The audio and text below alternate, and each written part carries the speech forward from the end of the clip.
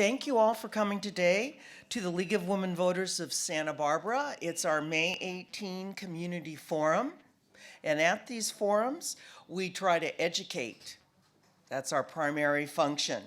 I'm Amanda Pelch, co-president for Community Education, Voter Service and Administration of the League of Women Voters of Santa Barbara.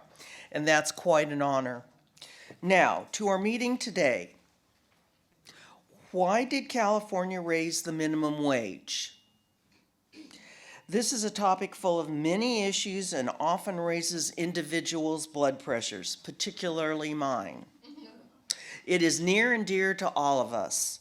The money that an individual or family makes is what fuels their personal life and fuels our overall economy. Those of us in Santa Barbara know that the cost of housing is often out of sync with the minimum wage income. Currently, the minimum wage in California is $10 per hour. Based on a 40-hour work week, this translates to $400 per week and $1,600 a month before any deductions. Most accountants use approximately 25 to 30% when they are figuring out basic deductions. So it's not a lot to live on. The federal minimum wage is $7.25 an hour, or $290 a week, or $1,160 a month. Again, before deductions. When the California minimum wage reaches $15 an hour in 2022, it will mean an employee will receive $600 a week and $2,400 a month, again, before deductions. Keep that in mind. So those figures that I'm talking about, you should automatically reduce them by at least 25%, and that often does not include any health insurance or very limited other benefits. So our question is, underlying the minimum wage is, how can one live on that? There's a much bigger picture that we now must consider. The League bases its perspective on our policy statement under meeting basic human needs in our issues book that is provided to us by National. And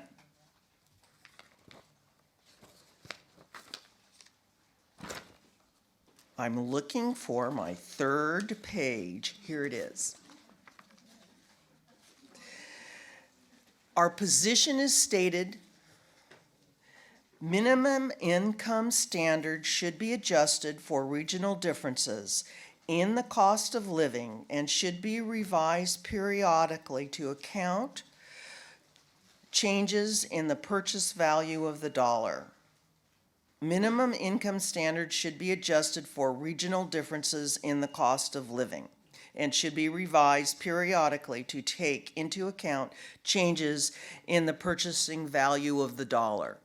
Now, that's not a very strong statement in the sense that it says every local area must make up their own mind what is a living wage, a minimum wage for their local community.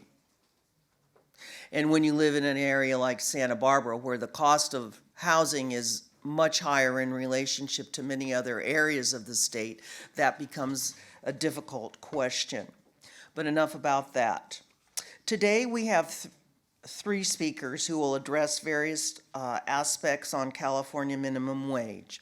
And you should know that our league took a position last fall that we believe that right now, $15 is the minimum wage that we should be receiving in our local area. And Governor Brown, of course, has chosen to say $15 in 2022. Enough. Now I'm going to introduce our speakers. Our first speaker today will be Fred Hoffman, followed by Lucas Zucker, followed by Marcus Vargas. Fred Hoffman received a BA in political science from UCSB in 1959. 1969. Why I paused about that is he and I were just talking about the fact that we went to the same elementary school, Peabody, La Colina Junior High, and San Marcos. I unfortunately had forgotten that. Thank you for reminding me. So, he has been an instructor at Santa Barbara City College since 1971, teaching political science from 1971 to 2012, and current events for SBCC Center for Lifelong Learning from 1979 to present. He has written numerous articles that have appeared in the opinion pages of the Santa Barbara News Press, Independent, and Montecito Journal. So, Mr. Hoffman? Can you hear me? Yeah, do you want to step up to the podium? Okay, actually, yeah. Yeah.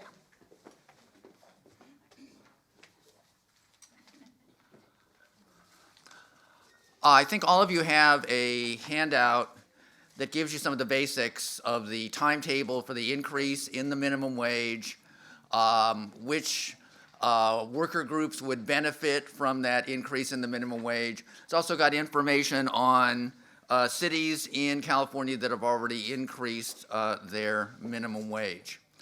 My role here is to be a bit of a contrarian and a skeptic in the interest of the free marketplace of ideas. My main concern about raising the minimum wage so dramatically over a relatively compressed period of time would be collateral damage. By that I mean reduced hiring by employers because of that increase in the minimum wage. I think we would all agree that, and that probably the biggest controversy about raising the minimum wage among economists has always been how much is too much? Meaning if raising the minimum wage modestly is a good idea, is raising it more a better idea, and is raising it even more than that even a better idea. And I think economists left and right would agree that at a certain point, raising the minimum wage too much can have a real downside. Now, your handout gives you the information on the upside, and there is a definite upside about raising the federal minimum wage. 37% of all workers in California will benefit, will have increased incomes because of this increase in the minimum wage. That's not saying 37% of workers currently make the minimum wage. Actually, only about 6% do. But there will be a ripple effect for all pay scales. And the beneficiaries in terms of workers that will get a pay raise disproportionately would be minority workers. So that's a plus. But on the other hand, there are risks about employers hiring fewer workers because of that increase. So let's look at an estimate by the Congressional Budget Office about raising the minimum wage, the federal minimum wage, to $10.10 an hour. Currently it's $7.25. That actually was the proposal that Democrats in Congress have been pushing since 2014. Now, the Congressional Budget Office is a bunch of number crunchers and economists that provide information to Congress about proposed legislation. And for me, one of the things that gives the Congressional Budget Office credibility is that everybody gets mad at it at some point on the left and on the right. And what tends to happen is that liberals and conservatives will cherry pick the information which they like and then repudiate or ignore the information which they don't like. But I think the Congressional Budget Office research gives you a sense of both the benefits and the risks of raising the minimum wage. And again, this was research on raising the federal minimum wage to $10.10, not to $15 an hour. The plus side, the CBO estimated that 16.5 million workers would see increased incomes through a $10.10 minimum wage. Definitely a good thing. 900,000 households would have incomes that would put them above the poverty level. In other words, it would raise 900,000 households above the poverty level. Again, that's an upside. The downside, the best estimate of the CBO would be that there would be a job loss of 500,000 jobs. Now, that's nationwide. That's only 0.05% of the entire workforce. But that's the estimated collateral damage. Now, of course, there's so many variables in the economy that predicting precisely, factoring out all the other variables and predicting job losses or job gains is very difficult. Actually, the range, given different scenarios that the CBO came up with, would be in a best case scenario, if there's a rising economic tide, 0 job losses from going to 1010. The worst case, 10 million job losses. But the best estimate was somewhere around 500,000. Now, you can argue that that's just research and hypothetical. But let's just think of a real-world example. Let's take a small business on Milpas Street. Now, small businesses get a 1-year delay in terms of these various stages of increases in the minimum wage. But by 2023, labor costs, the minimum wage for small businesses will be $15 an hour. It's $10 currently, and it wasn't that long ago that California was operating actually under the federal minimum wage. But this would represent a 50% increase in labor costs over actually in the case of small businesses, a 6-year period. So let's take a hypothetical small business on Milpas with 3 employees at or near the minimum wage. And I'll try to keep the arithmetic simple so I can do it in my head, or try to. But if you have 3 workers at minimum wage, and let's say the business is open 10 hours a day, 7 days a week, that's $150 a day in increased labor costs. Plus, we have to factor in the deductions the payroll taxes that employers have to pay. That's 7.65 cents on the dollar for Social Security and Medicare, unemployment compensation, workman's disability. It's got to be at least 10 cents on the dollar. So that's really more like $165 a day in increased labor costs. That's $5,000 a month and $60,000 a year. Now, if your favorite small business person told you that the landlord had raised the rent $5,000 a month, you'd say, gee, are you going to be able to deal with this? Now, you can say it's different that this $5,000 is paying workers, and that's a good thing, and the intent is benign, but the bottom line is that that's a cost to small businesses of $5,000 a month.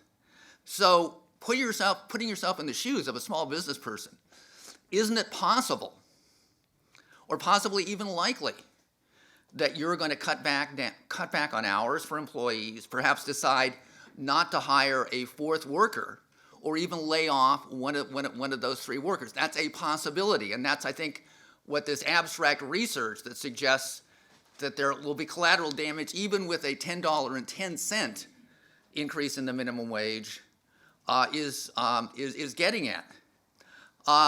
Now, for me, in the real world of economics, that collateral damage is acceptable. Excuse me, that's kind of a callous way of putting it. It depends on whether you're one of the 16.5 million who are getting a higher salary or one of the 500,000 who is losing his or her job.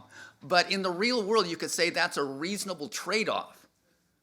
But we have to presume that if the CBO estimate for raising the minimum wage to 1010 is anywhere in the ballpark of being accurate, that the collateral damage from raising the minimum wage to $15 an hour would be much greater. I think that there's an alternative way to elevate the salary of lower income workers that would involve a more modest increase in the minimum wage, and match that with an increase in the earned income tax credit. And that's something that is kind of under the radar. And I would challenge Amanda on one point. Let's take a hypothetical family of four earning $25,000 a year. That family is not paying 25 to 30% to federal and state government. The worker is paying the payroll tax, which is 7.65 cents on the dollar. But that family is paying no federal income tax. Not only is that family paying no federal income tax, it's getting thousands of dollars back in the form of the earned income tax credit. A family of four earning $25,000 is eligible for up to $5,500 a year, in effect a rebate from the federal government.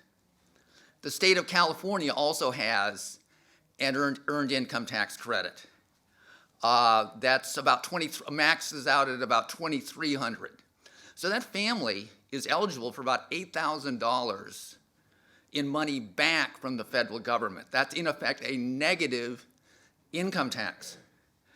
And we've had the earned income tax credit since the 1980s. It's been kind of under the radar, but 27 million households benefit from the earned income tax credit. And I think a better way to go that would present less downside risks with collateral damage would be, once again, to raise the minimum wage more modestly. We can argue about that, $11, $12, and mate that with an increase in the earned income tax credit. The virtue of incorporating the earned income tax credit is that, first of all, it targets like a laser lower income families. Estimates run up as high as 30% for the percentage of workers earning a minimum wage who come from middle income families. So raising the minimum wage, you want an increase in the minimum wage to target low income workers. 100% of the benefits of the earned income tax credit go to low income workers. So again, just to summarize, my main concern is that proponents of raising the minimum wage this much, this rapidly, are too dismissive of the unintended consequences that this could reduce hiring among entry-level workers and actually reduce the employment opportunities of workers entering the workforce.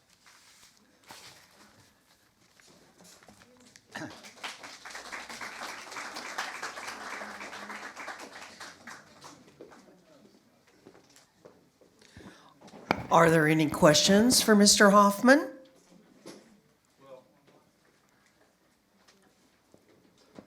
We don't have mics set up for that yet, but. Oh, we I'm could sorry. and might. So let me get some mics. Okay. Usually that's taken care of. I'm sorry, I didn't realize that the mics hadn't been brought up. Okay, we do have some questions. Okay, we have a question that you will start with this one in the back from Carpenter Ridge. Thank you, Summerland. My concern is that all of this, most of the problems that we have in this country are because everything is being outsourced. And so naturally, they're going to, if the rent, the wage goes up, there'll probably a lot more people will be outsourcing. I think we need to do something about that. I think that's our main concern, because it just takes in everything that goes on in this country is because we're outsourcing our manufacturing and a lot of other things, and it's devastating. It's devastating. Thank you. Do you have any comment on outsourcing? Just really quickly. I did want to mention that among the unintended consequences of raising the minimum wage this much could be an increase in outsourcing. American Apparel, which runs controversial ads in the American Independent, kind of risque ads, which I don't necessarily approve of, and had a very controversial former CEO, but it did the right thing in moving back to LA and sort of resurrected the garment industry in LA. And it just announced that it was going to be laying off 500 workers, not exclusively because of anticipated increases in the minimum wage, but that was one of the other factors. I think that it's inevitable that employers will seek ways of avoiding paying that minimum wage, and obviously outsourcing is one. Another is converting workers into independent contractors. That's a trend we're already seeing. 8.5% of all workers in the United States are now independent contractors, meaning they're performing the same jobs for companies, but they're not technically employees. They are self-employed. And independent contractors are not covered by minimum wage laws. Another way of circumventing the minimum wage is simply the underground economy, simply paying workers under the table. So it could be that the problem that you identify and other ways of avoiding wage obligations will intensify with this increase. Had another question, I think. Mike's. One right here. And I thought there was a gentleman over there. Any, Go ahead. That one's not working, get in the other one. Oh, do we have any experiential background on other communities or other countries that have raised the minimum wage and what the impact has been? Okay, we're in uncharted seas, and I think the timing here is a little bit unfortunate in that one of the great things about federalism, it's a laboratory for experimentation. And we've just had cities like San Francisco and Los Angeles institute a $15 minimum wage. I think it would have been better to wait to see what the consequences of that were. And so maybe skeptics like me will be proven wrong. And on that subject, I think that, and this was a point that Amanda raised in the position of the League of Women Voters, this minimum wage increase does not recognize regional differences. This imposes the same minimum wage on San Francisco, an affluent area, as Fresno. And you can make the argument that the burdens on businesses in Fresno are going to be much greater than in San Francisco. The Oregon law that passed before the California law does recognize regional differences and imposes a different minimum wage on different regions of the state depending upon the economic situation in those states. But all the studies that we have up to now of the impact of increasing the minimum wage involve more modest increases. And I do want to if I wasn't clear in my opening comments, I support minimum wage laws. I support raising the minimum wage, but raising it this much, again, it's terra incognita. Okay. okay, we've got some more hands up for questions, and I think, this gentleman over here, Joni, who's standing. Oh, you want me to take my mic?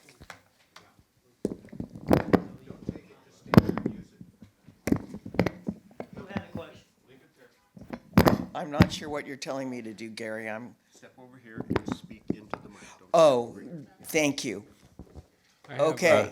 I have two questions for Fred. One of them is if you go back to 1970, what's the inflation-adjusted value of the minimum wage now? Okay, the reason why the 1010 minimum wage was proposed in 2014 is that's what the minimum wage from 1968 adjusted for inflation would be.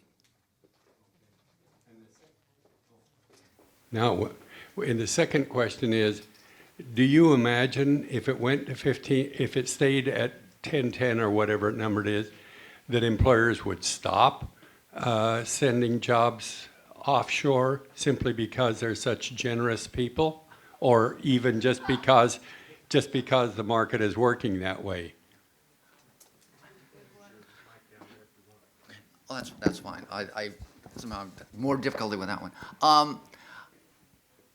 I think that when Governor Brown signed the minimum wage increase, he made a revealing statement, and that was, and I'm paraphrasing it here, maybe one of our the speakers actually has the exact quote. So I don't think I'm misrepresenting him here, because it was, if you parsed it, kind of an interesting statement. He said, "This may not make economic sense, but it makes ethical and social sense," meaning even he had doubts about how this would pencil out in terms of the impact on hiring. But my main concern, it's not so much how Walmart is going to deal with this. You can make the argument Walmart and other big corporations can deal with this, and there's not necessarily going to be less hiring there.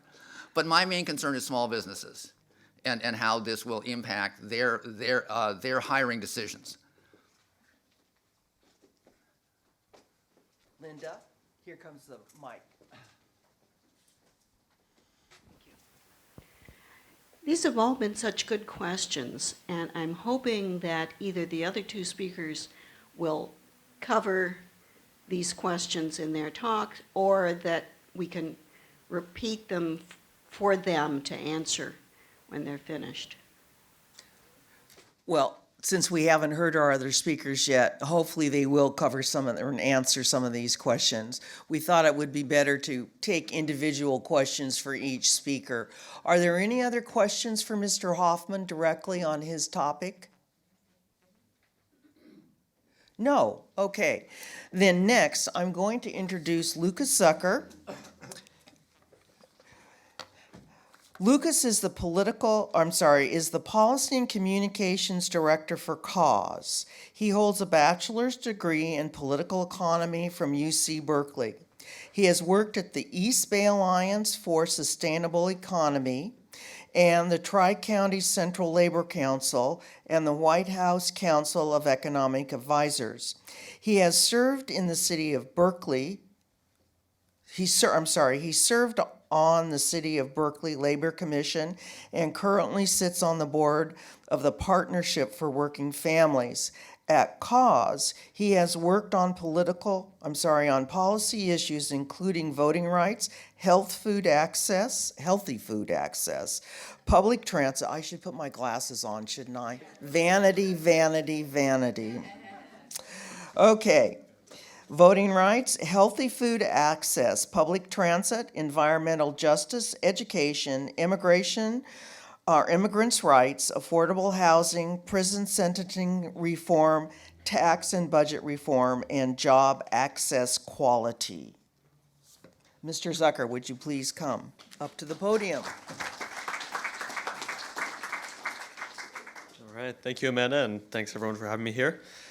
I want to talk a little bit about the impact specifically on the increase in the minimum wage here in Santa Barbara, and a little bit about the moral and economic case for raising the minimum wage. Luckily for me, I don't have to be the pros and cons. I get to be an unequivocal advocate for low-wage working families here in our community. I work for CAUSE. We're a social justice organization in Ventura and Santa Barbara counties. So we have an office here in Santa Barbara, as well as Oxnard, Ventura, Santa Maria, and Santa Paula, and really work organizing and advocating on policy issues affecting low-income families and immigrant families in communities throughout our region and Central Coast. And so really the reason morally why we support an increase in the minimum wage and have been working for this is that working hard at a full-time job at the end of the day should allow you to earn enough to support your family above the poverty line and afford the basic cost of living to survive. There are thousands of people in this community who work every day as cooks, landscapers, custodians, housekeepers, and caretakers to make Santa Barbara this incredible place to live and visit, but aren't paid enough to make basic ends meet. And that's why last year on Labor Day, organizations representing workers, immigrants, women, churches, nearly 200 community activists and Santa Barbara residents came together to launch this campaign to raise the minimum wage in Santa Barbara to $15 an hour. That campaign was going to be on the ballot for this November here in Santa Barbara as a city ordinance. We decided to suspend it because of the state legislation raising the minimum wage. But coming back to the actual people affected by this, right now, if you're a mother of two who works full-time at the current minimum wage, you're earning about $19,000 a year. That's not enough to afford the basic cost of living in Santa Barbara or really any other city nearby. So that means in order to pay the bills, to make the rent, to keep the lights on, every single month, that mother has to sacrifice something. Whether that's not paying for childcare while she works, and throwing her kids in front of the TV, or figuring out what you're going to do, have an older kid take care of a younger kid, whether that's sacrificing nutritious food for your family, and feeding your kids junk food because that's cheaper now, even though that's going to result in more health costs down the line for your family, or avoiding taking your kids to the doctor for preventative care visits and having health insurance, because right now you've got to pay the bills, even if that's going to lead to, again, more and more long-term health costs down the road for your family. But with the recently passed increase in California's minimum wage, that could give her an opportunity to help advance her family to better opportunities. By the year 2022 or 2023, if she works for a small business, she could be earning $15 an hour, and might be able to afford things like more reliable transportation to get to a new job in a different neighborhood.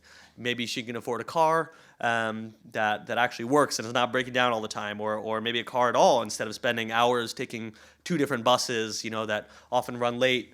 You miss one bus because it's running late, then you miss the other one, and you can't make it to work, and you lose your job, right? It would allow her to maybe have enough to invest in the health and education of her children. Maybe that means she can take her son to the dentist to treat the untreated tooth pain he's been having that makes it totally impossible for him to actually focus in class. Or maybe it allows her to put her daughter in science camp for the summer. There are over 14,000 people just like this hypothetical mother who are estimated to work in the city of Santa Barbara for less than $15 an hour. That's actually 28% of all of the jobs in Santa Barbara.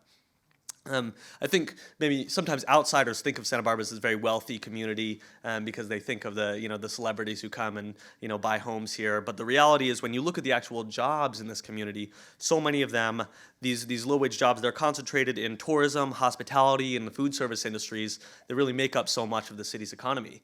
And despite the perception of the city as a wealthy city, actually a lot of the employment here is very low-wage employment. And it's largely staffed by local Latino immigrants, often invisible to tourists, who are working long hours for low pay, cleaning rooms in waterfront hotels, and working in the kitchens of gourmet restaurants. 92% of the workers in these jobs are adults. So let's throw away the misconception that this is teenagers getting their first job, making a little bit of money that they can spend on video games, right? This is largely adults, overwhelmingly adults, over 90%, and 42% are raising children themselves. So although these industries are actually growing fast, the tourism industry is growing fast in Santa Barbara, the food industry is growing fast, the workers who support them are actually getting paid less and less. So wages for low-wage workers are actually stagnating or even declining. And I'll get to that in a bit later. But meanwhile, the cost of living is rising faster and faster. So since 2005, the median rent for a two-bedroom apartment in Santa Barbara has jumped, and this is not even a house, right? We're talking about an apartment, has jumped from $1,525 a month to $2,400 a month.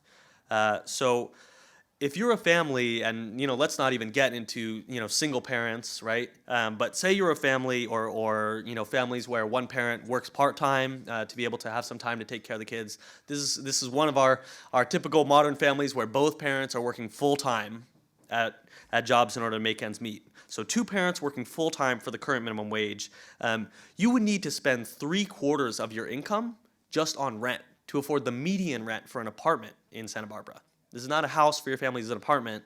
3/4 of your income just on rent. And that's pre-tax income that leaves you almost nothing to spend on food, clothing, other necessities, let alone you want to do something nice for your kids, like put them in science camp for the summer. So the city of Santa Barbara actually officially calculates a living wage in the city of Santa Barbara to be around $17 an hour. And so a living wage is the wage calculated based on the the cost of basic necessities. And actually, the City of Santa Barbara's living wage ordinance says that companies that contract with the city, so say you're a company that does landscaping for a city building, right, are required to pay at least that amount. So already the city is saying the living wage is actually more than this $15 an hour that the state is currently raising the minimum wage to. So as well as the moral case for individual families that are benefiting, there's the moral case for our whole community. When low-income families earn enough to spend on things like decent housing, quality food, childcare, healthcare, transportation, we all benefit. We all benefit because a $15 minimum wage in Santa Barbara is calculated to put $63 million in the pockets of local residents who would see an increase in their wages. And those residents would spend it and circulate it in our local economy. Some of that money often is coming from, big multinational corporations like McDonald's, who are paying workers at low rates, and then those workers are getting raises, but they're spending it here in Santa Barbara. They're spending it here in Santa Barbara on local grocery stores, local restaurants, local auto repair shops, local daycare centers. And that money continues to circulate throughout the economy. This also has the potential to really transform the economic landscape of whole neighborhoods like the East Side and West Side by dramatically reducing poverty. Dramatically reduced poverty, as we know, leads to all kinds of improved health outcomes. It leads to more public safety. It leads to higher rates of education. And it would boost spending in neighborhood businesses like the hypothetical business on Milpas that we talked about. If you're a neighborhood business on Milpas, most of the customers who are coming into your restaurant are people in a neighborhood nearby where the reality is poverty rates are incredibly high and most people don't have much money to spend as customers on those local businesses. So we know that thousands of local people work hard every day so that visitors from across the globe can enjoy the magnificent hotels, shops, and restaurants, lining Santa Barbara's waterfront, lining State Street. And those folks deserve a wage that their families can live on. And so that's why I think it's a time to raise the minimum wage. But I want to talk a little bit about the potential impact on businesses because it is a concern. It's a concern I share because I do care about small businesses. I care about business in our community, and businesses do employ so many of us. But I think that the increased cost to businesses of this is often exaggerated. There are certain industries like food service that are more labor intensive, but on average, the labor share of a business's operating costs is something around 20%. The reality is a lot of businesses spend a lot more on rent and raw materials and other inputs in their business in addition to just workers. And so a maybe even a 50% increase in labor costs is actually not this 50% increase in the total cost of businesses. And those increased costs are actually mitigated by some other effects. So there's a UC Berkeley study, actually the handout that was given out to you also cites the same UC Berkeley Labor Center study that studied the impact of California's minimum wage and who would benefit. That same study also looked at the impacts on businesses, and I don't think that's in that article. But that study said that on average, businesses statewide would have to raise prices by less than 1%. And that's less than 1% over the several years that this is going to come into effect.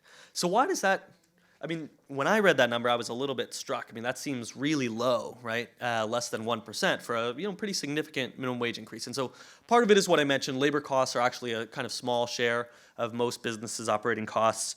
But there's other things that make up for it as well. When you raise wages, workers have lower turnover. When you're a business owner, you spend a lot of money training brand new people, especially when you're a business owner at a company like Walmart, where basically every year almost your entire workforce turns over because people are working these low-wage jobs and they're always looking for something better.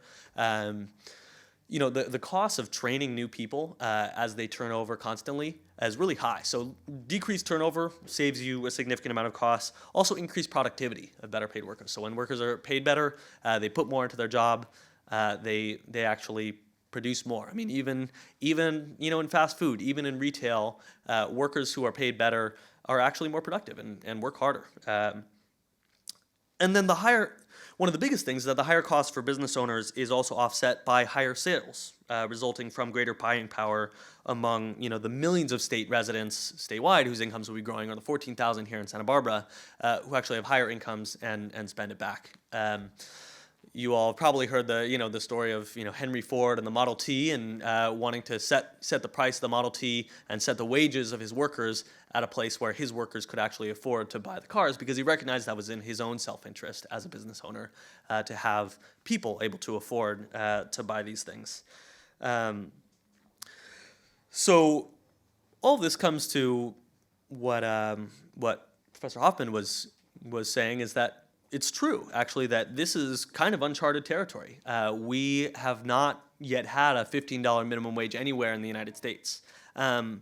And all of the economic studies predicting one thing or another, there can be huge ranges in whether this is going to lead to a major economic boost, or it's going to lead to total collapse, or the reality is most of the studies are kind of centered around really not that much effect on jobs in general.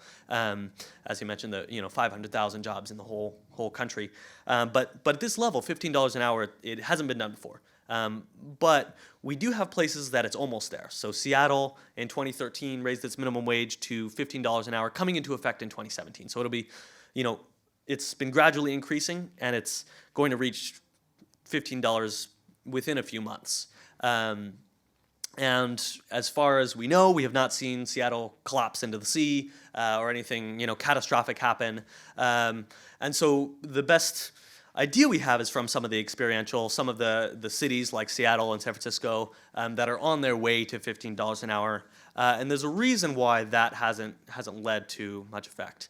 And it it has something to do with some of the effects I just mentioned. As I said, the studies, for the most part, some of the best studies we have, they actually you look at state lines, and you'll look at a state like, New Jersey and Pennsylvania, and one raises the minimum wage, and you can look at businesses at fast food restaurants concentrated along the border of the states, right? And sometimes there'll be a McDonald's and a Carl's Jr. right across the state line from each other, and you can see what happens in these studies, and most of them show that there's really not a significant effect on employment. But at a moderate level, we're talking about a significantly larger minimum wage increase.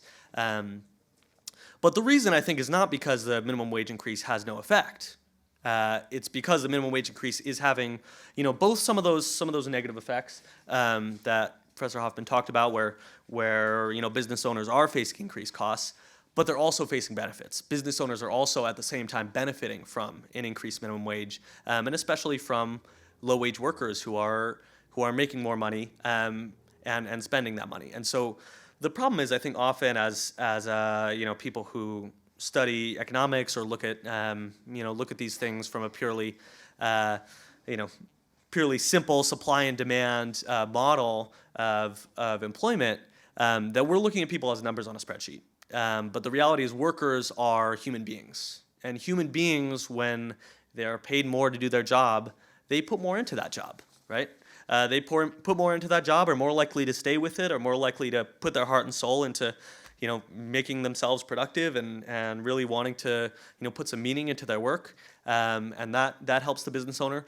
But workers are also consumers, right? We're all people. People are both workers and consumers. And so when you see this significant boost in so many people's incomes, that means more people spending money back into the economy and back into the local economy. And especially those low-wage workers tend to be people who will actually spend a larger share of their incomes. When you think about a wealthy person, there's only so many yachts and second homes you can buy, right? At a certain point, you kind of have to just sit on your money because you've got nothing else you can really do with it. And a low-wage worker, they are literally living paycheck to paycheck. And so every dollar that they get in increased income is a dollar that's going right back into the local economy, because they're spending it on basic things like food that create jobs directly here in Santa Barbara. So that's why when you look at people as more than just numbers on a spreadsheet, you start to see some of the effects that are actually happening, which is that when the minimum wage is increased, we're not actually seeing massive job losses or any of these catastrophic outcomes that some economists have warned about. So we'll see. I think at the end of the day, like I said, I don't know. We don't know what it's going to look like to have a $15 minimum wage all throughout California. We don't know what it looks like in a whole state versus a city like Seattle or San Francisco. We don't know what it looks like at that height. And so there's only one thing to do but wait until 2022 or 2023 to see what happens.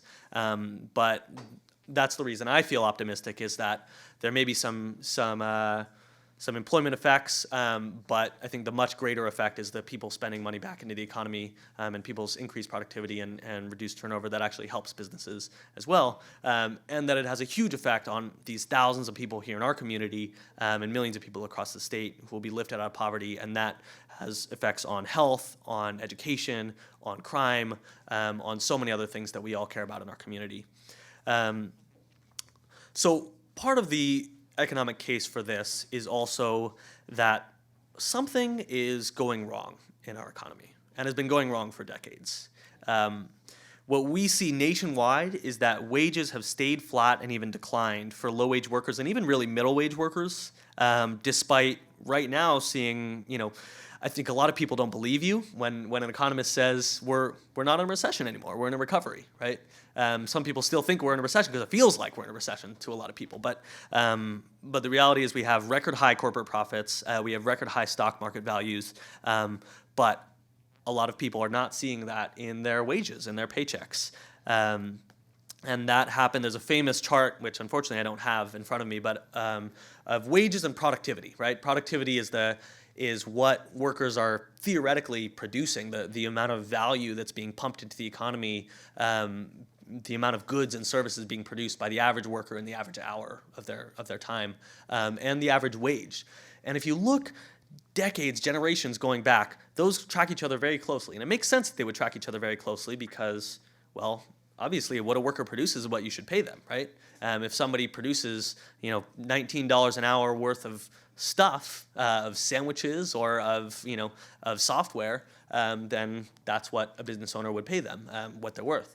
But somewhere around the mid-'70s, those diverged. And productivity continued climbing. We are, as a country, more productive than we've ever been. But wages started flattening off and broke off from productivity. And there was this big divergence between what the average worker was producing and what they were being paid. And a lot of that comes from the shift in kind of the bargaining power of owners of businesses versus workers. Some of it comes from globalization, some of it comes from new technology. A lot of it comes from the decline of unions and other labor laws. But whatever it is, something is broken, and people are not actually getting paid what they're worth. People are not actually getting paid what they're producing. And you see it here in California. Since 1979, low and middle income workers in California have actually seen their real wages decline when adjusted for inflation, significantly declining at the lower end. In the middle end, kind of staying stagnant, maybe declining by a few percentage points. But since 1979, when adjusted for inflation, only the top 40% of earners, the top 2 quintiles, have really seen any wage gains at all, despite the fact that California's economy has boomed since 1979. I mean, if you imagine 1979 before all of this tech boom, before so much, right? 1979 California didn't look anything economically like it does now. But yet, low and middle-aged workers are not seeing that in their paychecks. And so this is similar to what Cause Research has found locally. We looked at workers in occupations earning under $30,000 a year, the occupations that I was talking about that'll really see the increase in minimum wage, the folks working at hotels on the waterfront, the folks cooking and washing dishes in the back of restaurants on State Street, the people providing care to elderly people and people with disabilities, right? These are the workers earning under $30,000 a year in Santa Barbara, and they've actually seen their incomes decline since the Great Recession. So what we're seeing right now across the country is, as the economy technically recovers, in economist terms, we're seeing a wageless recovery. At the risk of sounding kind of naively optimistic, it's actually pretty easy to find a job now compared to a few years ago. Unemployment is pretty low, especially in Santa Barbara, it's very low. But the jobs that people are getting are these low-wage jobs. They're service sector jobs, right? They're jobs that have no history of unions, have no history of paying living wages, that have traditionally been jobs done by women, done by immigrants, that have a history of kind of a stigma attached to them as, oh, these jobs are, you know, even though you can imagine a farm worker is one of the hardest jobs that are out there, these are jobs that, you know, someone cleaning houses, for example. I mean, hey, we all know who likes to clean houses, right? It's a tough job, but because it's traditionally done by women, because it's traditionally done by immigrants, it's not paid very well. These are the kinds of jobs that are still here. These are the kinds of jobs that are growing. The Great Recession really decimated a lot of the industries like construction and manufacturing that were these kind of middle wage jobs. And what's bounced back since then is things like food service, things like retail, right? And these are the jobs that can't be outsourced, right? You can't outsource the person who, you know, checks your bags when you go to Target, right? You can't outsource the person who, you know, is flipping burgers, you know, in the back of the restaurant that you're going to. You might be able to mechanize some of these jobs, but for the most part, you know, people don't want the person, you know, taking care of your, your aunt with disabilities to be a robot, right? Even when you go to a restaurant, you know, you kind of want someone who can take your order and who can say, oh, you don't like onions, okay, I'll take the onions off and, you know, I'll make the burger medium rare, right?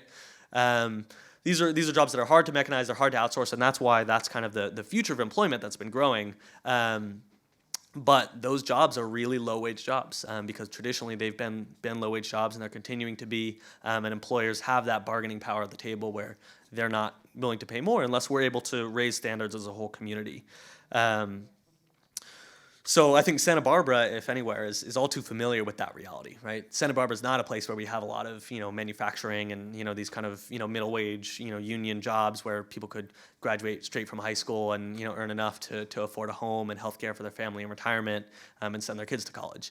Santa Barbara is overwhelmingly a service sector economy. And so here we see what's the future of the entire United States labor force.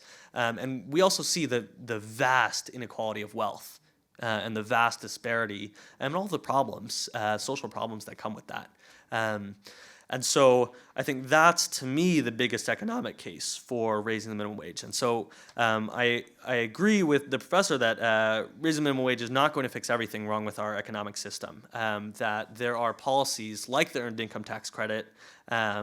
I actually prefer even more a policy, you know, some people like to talk about, but that's never, you know, been implemented here in the United States, like a universal basic income. So there's, you know, but we may need to do more than just things tied to the wages people make because of these shifts in the economy to things like misclassifying workers as independent contractors, even though they essentially are doing the same thing as a regular worker. So we may need more, right? We need more policies to address economic inequality than just raising the minimum wage. I don't think it's going to solve everything. I don't think, you know, poverty in Santa Barbara or any other community is going to disappear overnight as a result of raising the minimum wage to $15 an hour, because we know there are some people who can only get part-time work. There are some people, you know, who have disabilities and maybe can't work at all. There are, you know, people who are independent contractors or temps or, you know, all these growing parts of our economy that are excluded from the minimum wage laws. But I think this is a huge step in the right direction. It's going to lift thousands of people in our community out of poverty, and I think it's going to benefit our whole community. Thanks. Thanks. Thank you, Lucas. Who has any direct questions for Mr. Zucker? Okay, then we're going to move ahead. And of course, we'll have some time when Mr. Vargas gets through where we can ask him questions as well as any of our speakers, or even have a bit of a discussion. I'm sorry? Oh, it does say 5-minute break, doesn't it? Let's take a 5-minute break. So, and since we're kind of between, we'll start back at 1:15. Thank you for reminding me, Gary. Our third speaker today is Marcus Vargas, and he is currently Executive Director of the Fund for Santa Barbara, a progressive community foundation serving our county. He is also the founding Executive Director of CAUSE, a community-based social justice organization serving California's Central Coast. Marcus's nonprofit experience include executive director of El Concilio, a Ventura County Latino advocacy organization, the founding chairperson of the Ventura County Living Wage Coalition, and the director of planning for United Way of Ventura County. He has also received numerous awards, including the 2014 Outstanding Citizen Award from the California Federation of Teachers. Also the Cesar Chavez Leadership Award from the United Farm Workers of America, and in 2003, Leadership Award from the National Women's Political Caucus of Ventura County. Marcus earned his doctorate degree in urban planning from the University of California at Los Angeles. Without further ado, Marcus Vargas.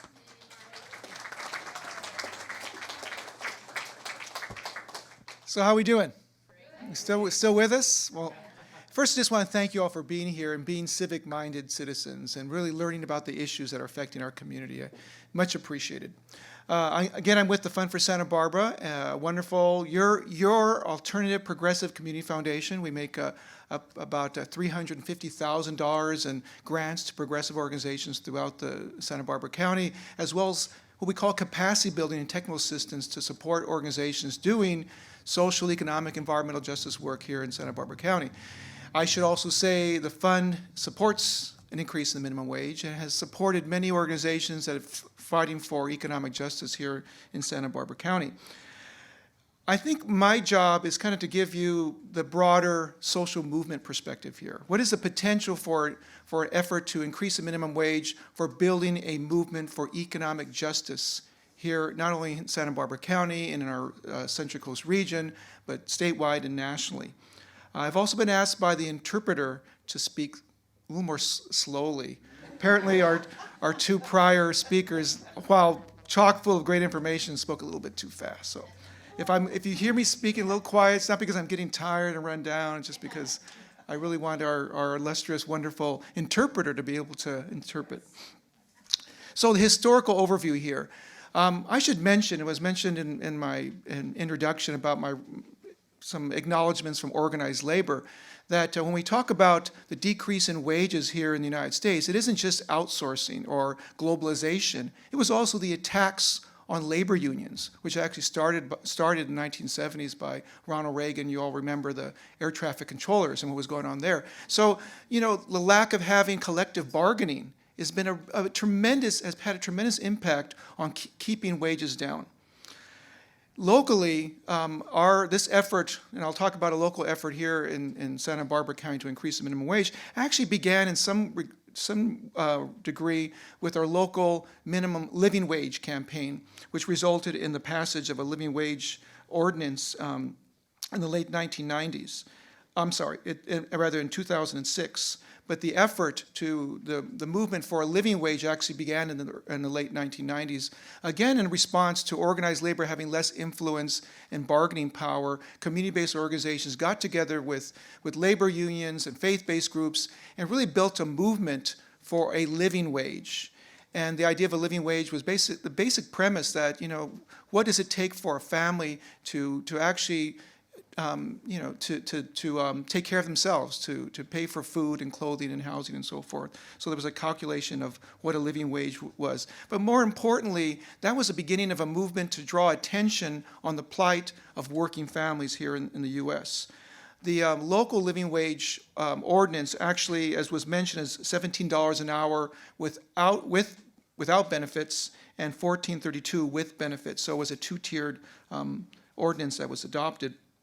Again, this was a national movement and really began to grow. There's about 180 living wage ordinances passed around the country, from Chicago and New York to Oakland. And again, the focus there was actually pretty narrow. It was ensuring that contractors who contracted with a city or a county or municipality would pay their workers a living wage. And each living wage was calculated differently.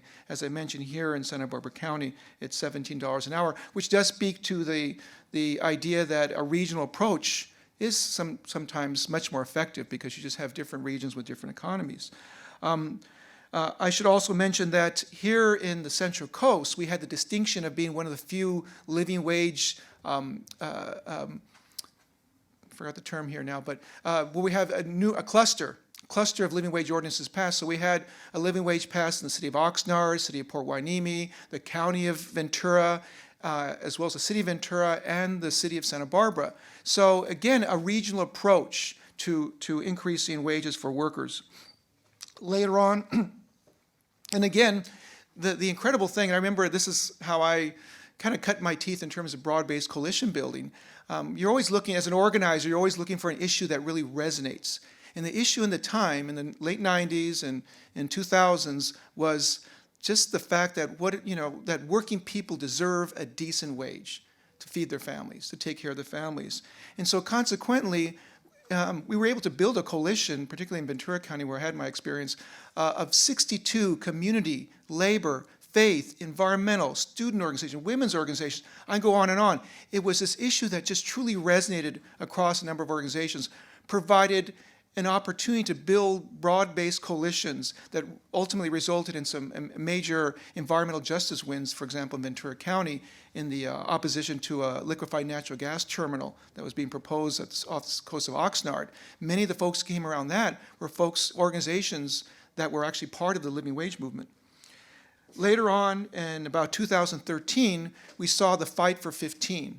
Again, labor unions recognizing and that they were having trouble because of different restrictions, legal restrictions to organizing, that they had to hit the streets. And so community-based organizations and labor unions working together to fight for 15, and that was the call, a fight for 15. So you saw, fast food workers as well as other service sector workers coming together on the idea that workers deserve minimally of $15 an hour.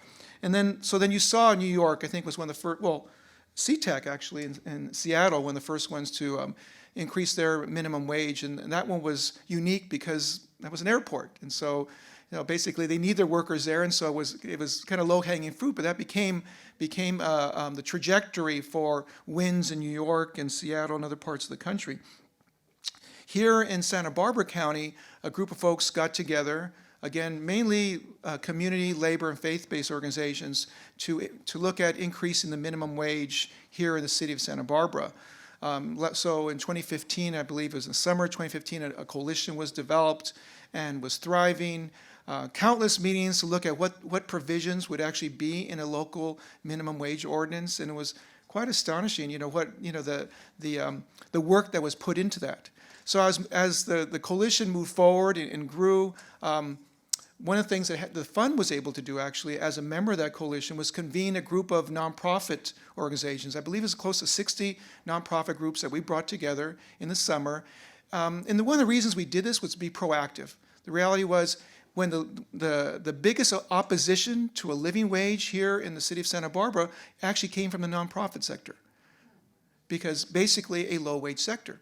So when we engaged these folks this time around, it was really interesting, and we knew there'd be different thoughts and expressions of frustration and as well as support. The reality was that nonprofit workers were not being paid a decent wage overall, and and then one executive director of nonprofit actually said, we cannot allow Santa Barbara's nonprofit sector to be Santa Barbara's poverty employment sector. And that was really telling. And at that point, there was just quiet in the room, and we were all thinking, you know what, this guy is right. But the reality is many nonprofits are not being paid enough. And so another movement is taking place, and that's the Nonprofit Overhead Project, to ensure that nonprofit organizations are being paid the full cost of the services they provide.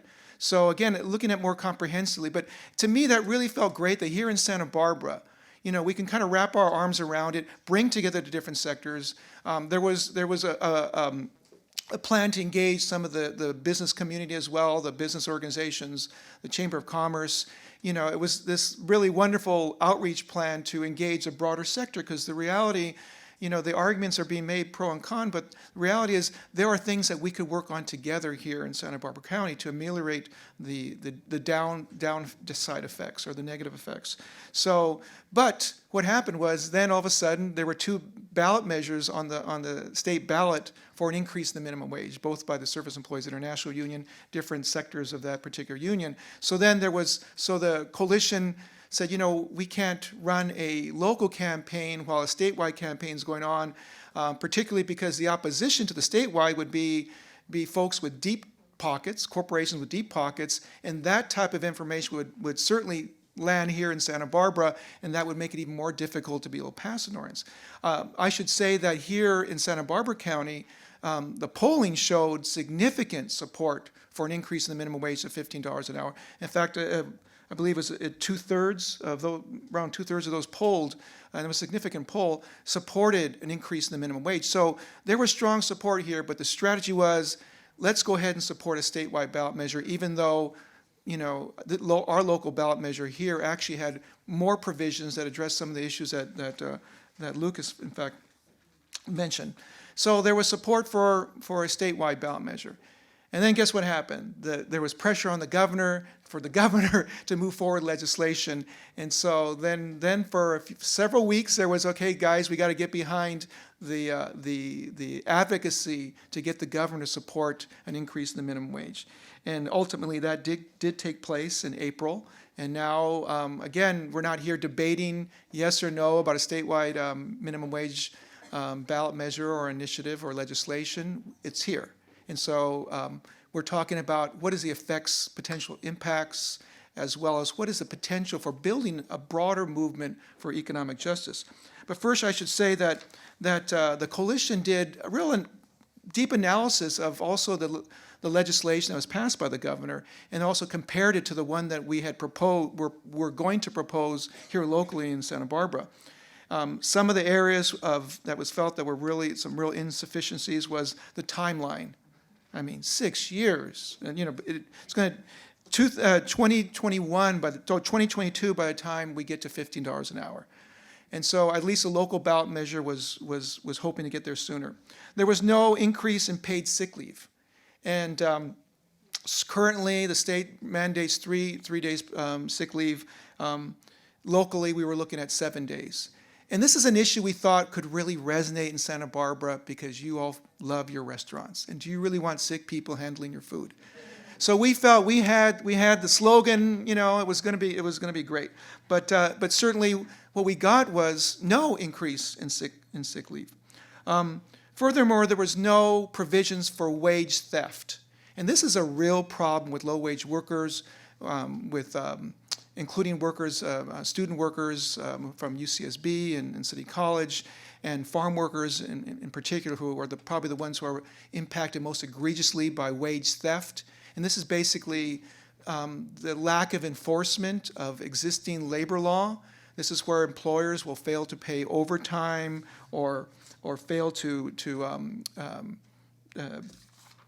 either overtime or misclassify employees or don't pay their minimum wage, or maybe illegal deductions, having workers work past the clock, for example. So this happens very frequently, and I know CAUSE has been, as well as a number of organizations, doing have incredible information on studies done on the wage theft and how pervasive it is, particularly among low-wage workers. Well, the state legislation did not address wage theft, and so that's something that still needs to be addressed. There was no overtime pay increase.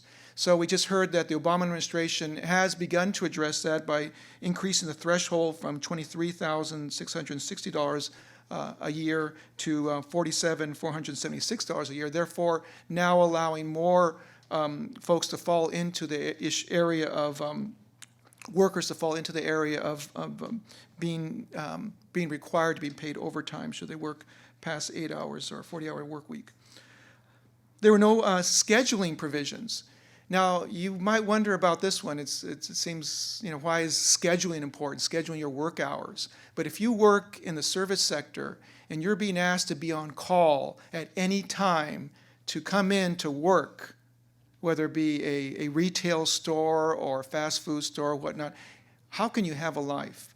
If you've been told what your hours are, but the last minute those hours change and you need to take your child to the doctor that you had already scheduled, or you need have some other family issues that you had already prior scheduled, you can't do that, or else you risk losing your job. So you drop everything and you go to work. And also the fact that most employers don't post the schedules on a regular basis, so you're not even sure what your hours are many times until a few days before. So there were no provisions for that either. So now we're in the situation where we have this state legislation for minimum wage. It's not enough. There are definitely provisions that we should be pushing for, either whether at local level or state level through legislation or future ballot measures. But we do have an interesting opportunity here. Despite all the awful rhetoric that we hear at the presidential elections, there is some very important critical analysis of Wall Street, as well as the fact that working people continue to suffer even during the recession, that was so-called recession that was mentioned, and then a critical analysis of the 1%. So in some ways, every candidate is talking about this, but obviously the Sanders campaign is talking even more specifically about this. But when you think about the convergence of a fight for 15, the increased organizing of low-wage workers, particularly immigrant workers, and then had come out of the Occupy movement, which is now a critique of the 1%, and there are potentials for building a movement for economic justice. Locally, and regionally, and statewide, and nationally.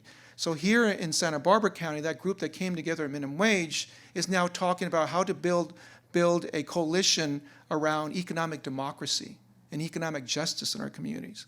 And that goes beyond wage and benefit issues. That goes into issues such as was mentioned earlier, tenants' rights or rent stabilization in a community where few workers who work here can afford to live here. Unfortunately, I got this great job with the Fund for Santa Barbara, which is great. But I live in Ventura, so I'm one of those commuters who's going in the wrong way. And I have to tell you, those times I take the bus, the Vista bus, which is a fabulous bus. They have Wi-Fi, which is great. I don't use it enough. I'm stuck on the freeway too often. But you just see all those low-wage workers get off the bus in Ventura and Oxnard and other places, workers who cannot afford to live in this community, but who spend the majority of their waking hours here in Santa Barbara County. So there's a regional movement that could take place to address some of these issues, and I'm excited about the potential. I think the League of Women Voters has definitely been at the forefront of social justice here in Santa Barbara County, and and I know you all know that you're welcome at this coalition as it grows and evolves. But the notion of economic democracy is one that I think could resonate with people. So, what more can I say? So the fight for 15 continues. The fight for working people continues, and there is definitely a role for all of us to play in that. So with that, I want to thank you very much, and we'll entertain questions in a moment.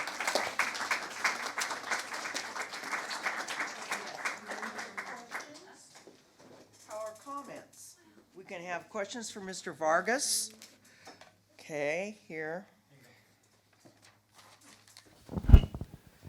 For me, it would be interesting to know how my owners of minority-owned businesses feel about the fight for 15. Perhaps, Latino Chamber of Commerce's, that kind of information would be helpful to me, because it seems that minority-owned businesses stand to be hurt, but at the same time, their workers stand to gain or could lose. But their perspective would be interesting. Do we have any information from them? Well, just anecdotally, I can tell you that the more you engage, and the more you engage the business sector, the more support you actually get for efforts like increasing the minimum wage.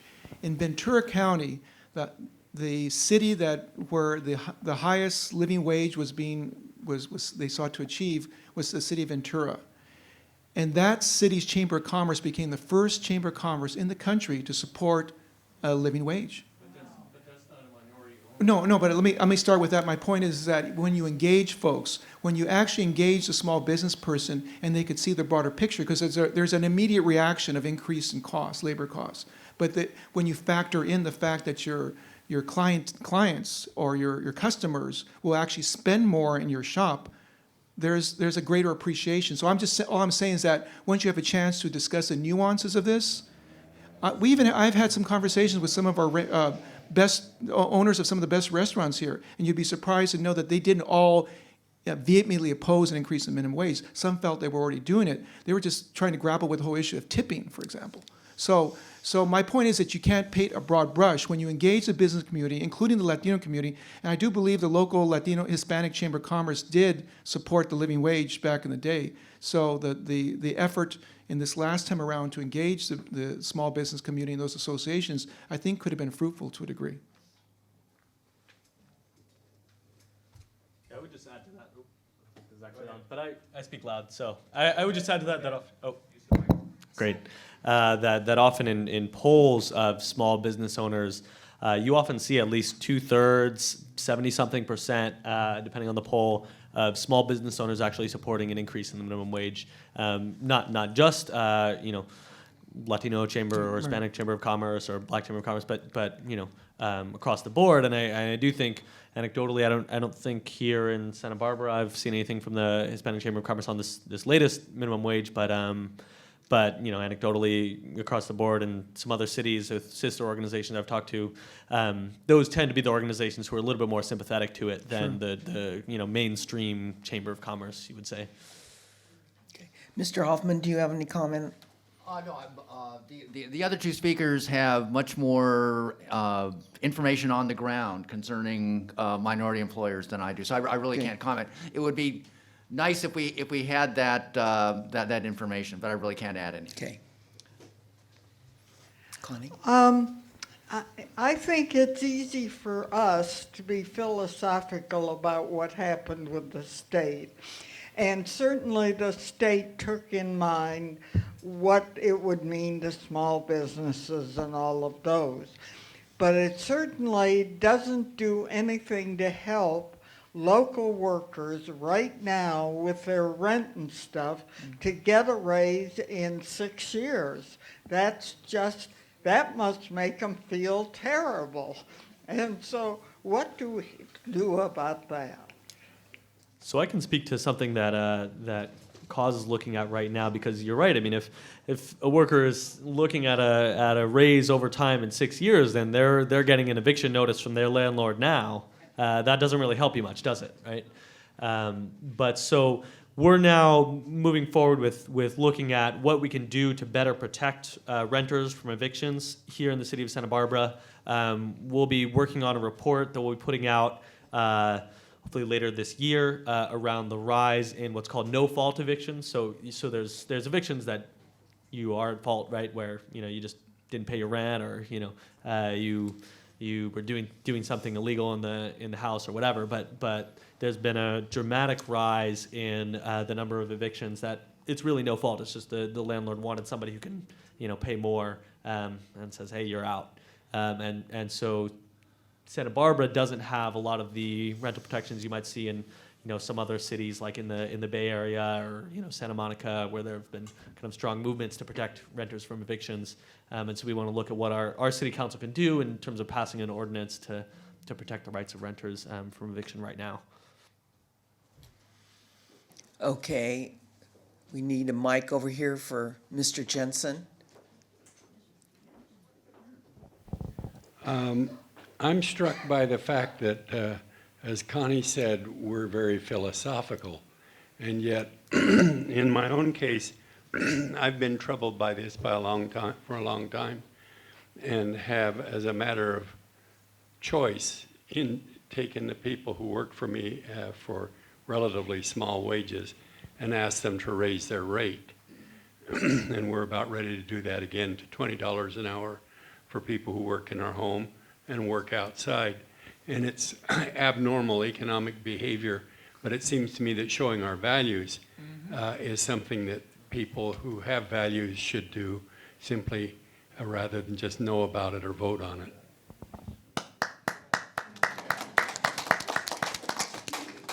Thank you. Are there more questions, more comments? Did you fill out your form for us so we can find out how you found out about this meeting today? Because we're always looking to expand our involvement. Okay, Jane? Do you want to come over here and use this mic, or? Is there another mic? No. You just can't do anything right. This economic democracy. Put your mic this up to you. economic Thank you. democracy is a good title. I like that. And there's so many ways to come at helping the working class. And the biggest one for me is childcare. It ought to be free, high quality, and a nationwide value. And because it affects women mostly, and children who don't have a big voice, it gets like short shrift. And I think that is a real good place to start beating the drum for helping worker people get a better life. Yeah, if I could just speak to that a bit. We could continue to be in silos and have our women's organizations here working on women's reproductive rights and some other women's rights, and then have our environmental groups over here and our economic justice groups here. But the reality is we have much more in common than we realize. And you're absolutely right. A broader frame of something like economic democracy, I think we would find a lot of ways that we could work together to be able to improve the condition for working folks and the long-term sustainability of our region. CAUSE, when it was started, was, basically the acronym is Central Coastal Alliance United for a Sustainable Economy. And they define sustainable economy as one that's just, prosperous, and environmentally healthy. I think if we start looking more broadly, we'd find that we have an umbrella that could really move forward some important, really critical legislation and policy reform. Yeah, and I want to add to the childcare point. I absolutely agree that I think especially for a lot of low-wage working women, you're paying more per hour for childcare than you're actually earning. So why even go to work, right? That's right. And the cost of childcare has just skyrocketed. And I think that what's exciting is I think at the national level, that's really one of the biggest conversations you see coming out of some of the liberal think tanks like Center for American Progress and other the Hillary Clinton's people, and that it looks like that may be kind of the next. I mean, if there's whatever you might call the liberal establishment in Washington, right? The folks who are really the kind of like democratic policy makers, I think that may be what we see as kind of the next Obamacare, the next major social program that's trying to be pushed at the congressional level. We'll see, but that's my prediction. But here locally, I want to give a shout out to our Senator Hannah Jackson has really been a huge leader on this at the state level, and I think we should keep watching what she's doing on it. Absolutely. Thank you. More questions? Comments? Well, we're going to be over a few minutes early today, and that's a good thing. Remember, the election the primary is June 7th, so we hope all of you voted by now since we've gotten our ballots. And our Voter Service Committee does need more volunteers, particularly for the fall, for our forums that we will be doing with candidates and pros and cons. So if anybody's interested in that, raise your hand today, email the league, and we'd be happy to put you to work. Thank you all for coming. Appreciate your support. And thank you to our speakers. We also appreciate you coming today. It's very good.